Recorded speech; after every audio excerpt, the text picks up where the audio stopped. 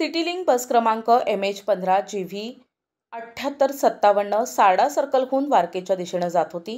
वडाळा नाका चित्रकूट कॉर्नर भागात चालक पूनमसिंग पाटील यांना अचानक चक्कर फिट आली।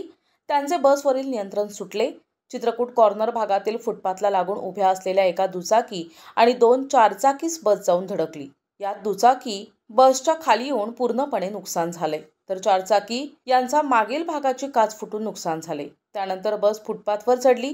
वाहन आणि फुटपाथमुळे बस जागीच थांबल्याने मोठी दुर्घटना टळली। अन्यथा फुटपाथला लागून असलेल्या दुकानांमध्ये बस शिरली असती तर अनर्थ घडला असता। दुकानात कर्मचारी काम करत होते, शिवाय दुचाकी चालक दुचाकी पार्क करून बाजूला थांबून होता। इतर वेळेस त्या ठिकाणी बस स्थानक असल्याने रिक्षा चालकही प्रवासी घेण्यासाठी थांबून असतात।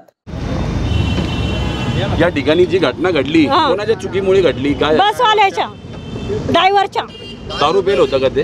ड्रायव्हर दारू पेल नव्हता म्हणा, सुदीवर होता चांगला। त्याला म्हणतात चक्कर आली, फक्त गाडीतून लगेच पळून गेला बसवल्याच्या नंतर। आणि जी गाडी खाली, गाडीच्या खाली ती कोणाची गाडी? आमची गाडी आहे, माझ्या मुलाच्या नावावर आहे, दिनेश उईके म्हणून। मग आता आपण महानगरपालिकेची जी गाडी आहे त्याच्याकडून काय मदताची अपेक्षा करतात? अपेक्षा नाही, गाडीची भरपाई पाहिजे आम्हाला। तुमच्या मुलाला लागलेलं आहे कुठं? माझ्या मुलाला कुठंच काही लागलेलं नाहीये। गाडी फक्त उभी होती, गाडी फक्त उभी होती, ती गाडी तेवढी लांबून घसरत आणली। अगर चहा प्यायला जायला होते, गाडी तिकडून डायरेक्ट आली, डायरेक्ट गाडीवर गाडी घालून टाकली त्यांनी।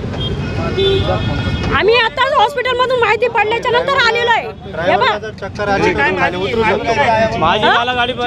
मला माझी गाडी पाहिजे नवीन, माझी गाडी मला काहीच पाहिजे नाही, काहीच नाही पाहिजे आम्हाला। माझी गाडी पूर्ण पाहिजे भरपाई, मला दुसरं काही घेणं नाही त्याच्याशी। आम्हाला काहीच उद्या जर माणूस मेला असं त्यांनी काय भरून दिला असं काय?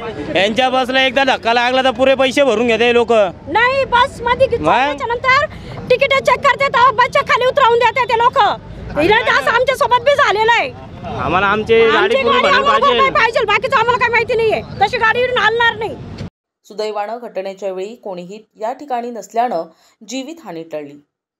प्रतिनिधी गुड्डू शेख, दिशा न्यूज, नाशिक।